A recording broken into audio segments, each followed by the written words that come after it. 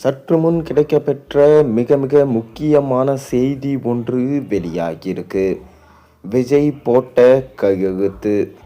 கைதாகும் திமுகவின் மாஜி அமைச்சர்கள். திமுகவை சேர்ந்த முன்னாள் அமைச்சர்களான செந்தில் பாலாஜி மற்றும் அனிதா ராதாகிருஷ்ணன் ஆகியோருக்கு எதிரான சட்டவிரோத பணப்பரிமாற்ற தடை சட்டத்தின் கீழே ஒப்புதல் கொடுக்குமாறு விஜய் தலைமையிலான தமிழக வெற்றி கழக அரசு ஆளுநருக்கு அவசரமாக ஒரு கடிதம் எழுதியிருக்காங்க. அதாவது இதுவரைக்கும் பெண்டிங்கில் இருக்க இந்த முக்கிய வழக்குகளை விரைந்து பரிசீலனை செஞ்சு உரிய அனுமதி வழங்க வேண்டும் என முதல்வர் விஜய் அவர்கள் ஆளுநர் மாளிகைக்கு முறைப்படி கடிதம் எழுதியிருக்காரு. அதாவது மாஜி அமைச்சர்கள் மீது மத்திய புலனாய்வு மற்றும் விசாரணை அமைப்பு தொடுத்திருக்கிற இந்த வழக்குகளில் அடுத்த கட்ட சட்ட நடவடிக்கைகள் மேற்கொள்வதற்கு மாநில அரசின் மற்றும் ஆளுநரின் ஒப்புதல் அவசியமாக தேவைப்படுது. இந்த சூழலில் புதிய அரசியல் நகர்வுக்கு மத்தியில் தான் இந்த விஷயமான செந்தில் பாலாஜி மற்றும் அனிதா ராதாகிருஷ்ணன் கைதுக்கு இறுதி முடிவு எப்போது எடுக்கப்படும் என எதிர்பார்ப்பு அதிகரிச்சிருக்கு.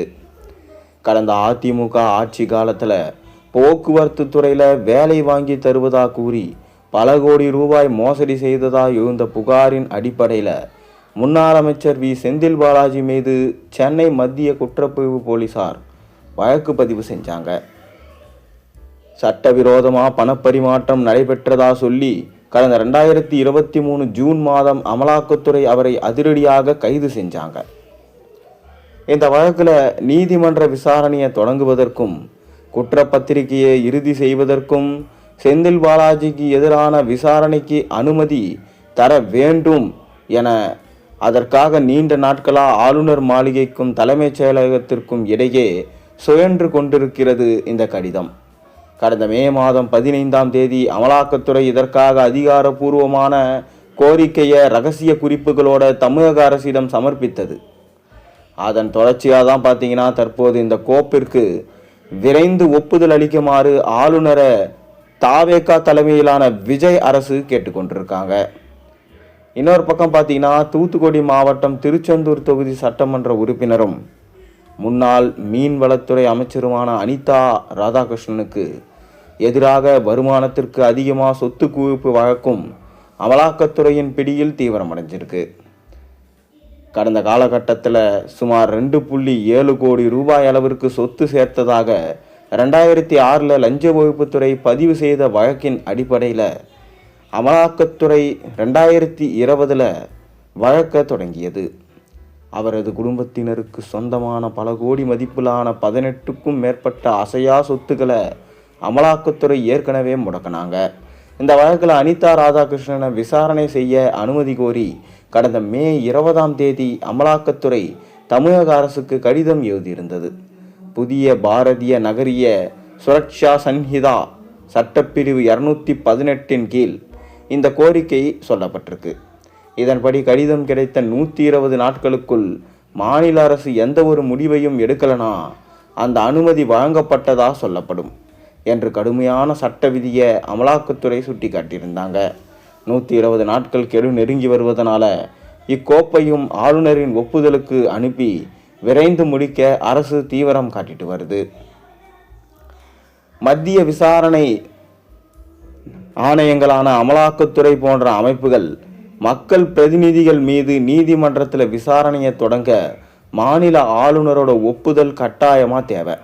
செந்தில் பாலாஜி மற்றும் அனிதா ராதாகிருஷ்ணன் ஆகிய இருவரின் இந்த கைது நடவடிக்கையும் தற்போது ஆளுநரின் பரிசீலனையில் இருக்கும் நிலையில் தமிழக அரசின் இந்த அவசர வலியுறுத்தல் ஆளுநர் மாளிகைக்கு கூடுதல் அழுத்தத்தை கொடுத்திருக்கு. சட்ட வல்லுநர்களோடு ஆலோசித்து இந்த கோப்புகளுக்கு ஆளுநர் எப்போது பச்சை கொடி காட்டுவார் என்பதே தற்போதைய அரசியல் வட்டாரத்தின் ஹாட் டாபிக். இந்த இருபெரும் தலைவர்கள் மீதான பிடி இறுகுவது தமிழக அரசியல் களத்தில் பெரும் திருப்பங்களை ஏற்படுத்தும் என எதிர்பார்க்கப்படுது. மேலும் கரூரில் தாவேகா பிரச்சாரத்தில் 40 மக்கள் பலியான பின் அந்த பக்கமே எட்டி பார்க்காமல் இருந்த விஜய் தற்போது முதல்வராக கரூர் செல்ல இருக்கார். கரூரில் இடைத்தேர்தல் நடக்க உள்ளதை மனதில் வைத்து அங்கே விஜய் செல்கிறார். கரூருக்கு விஜய் செல்வதற்கு முன் சில கைது நடவடிக்கைகள் சில ஆக்ஷன் மாற்றங்களை, சில கட்சி தாவல் நடவடிக்கைகளை கூட விஜய் மேற்கொள்வார் என்று தான் செய்திகள் தற்போது கிடைச்சிருக்கு. அது என்ன கைது? அதாவது தமிழக அரசியல் களம் தற்போது கரூர் மாவட்டத்தை நோக்கி திரும்பி இருக்கு. முதல்வர் விஜய் அடுத்த சில வாரங்கள்ல அங்கே செல்ல இருக்கிறார். அண்மையில் நடந்து முடிந்த சட்டசபை தேர்தலில் கரூரில் அதிமுக சார்பில் போட்டியிட்டு வென்ற முன்னாள் அமைச்சர் எம்.ஆர். விஜயபாஸ்கர் திடீரென தனது எம்எல்ஏ பதவியை ராஜினாமா செய்துவிட்டார். அதிமுகவிலிருந்து வரிசையாக பலர் வெளியேறி வராங்க. அந்த வகையில் இவரும் அதிமுகவிலிருந்து விலகினார். இதன் காரணமாக கரூர் சட்டமன்ற தொகுதிக்கு விரைவிலே இடைத்தேர்தல் வர உள்ள நிலையில் தமிழக அரசியல் வரலாற்றிலேயே முன் எப்போதும் இல்லாத ஒரு மகா யுத்தத்துக்கு தாவேகா தலைவர் மற்றும் முதல்வர் ஜோசப் விஜய் தற்போது வியூகம் அமைச்சிட்டு வருவதாக கோட்டை வட்டாரங்கள் தெரிவிக்கின்றன. அதிமுகவிலிருந்து விலகிய எம்.ஆர். விஜயபாஸ்கர் விரைவிலேயே தமிழக வெற்றி கழகத்தில் இணைய இருக்கதாகவும் அவரே தாவேகா சார்பில் கரூர் இடைத்தேர்தல் வேட்பாளராக களம் இறங்குகிறார் என்ற செய்தியும் வெளிவந்திருக்கு. இதற்காக விஜய் பிரச்சாரம் செய்ய வேண்டும். இதற்காக விஜய் கரூர் செல்ல வேண்டும். இதை மனதில் வைத்தே இன்னொரு நடவடிக்கை மேற்கொள்வதற்காக விஜய் முடிவு எடுத்திருக்காராம். அதன்படி கரூர் செல்லும் முன் அவர் செந்தில் பாலாஜியை கைது செய்ய திட்டமிட்டு இருக்காராம். செந்தில் பாலாஜி மீதான வழக்கில் இதற்காக எவ்வளவோ காய் நகர்த்த விஜய் ஆலோசனை மேற்கொண்டு வராராம். கரூர் மாவட்ட அரசியல் என்றாலே நினைவுக்கு வருபவர் திமுகவின் அசுர பலம் கொண்ட தலைவர்களின் ஒருவரான முன்னாள் அமைச்சர் செந்தில் பாலாஜி தான். தற்போதைய தேர்தலில் அவர் கோவை தெற்கு தொகுதியில் வென்றிருந்தாலும் அவரது சொந்த ஊரான கரூரில் அவர்தான் திமுகவின் மொத்த தேர்தல் இயந்திரத்தையும் இயங்குபவர்.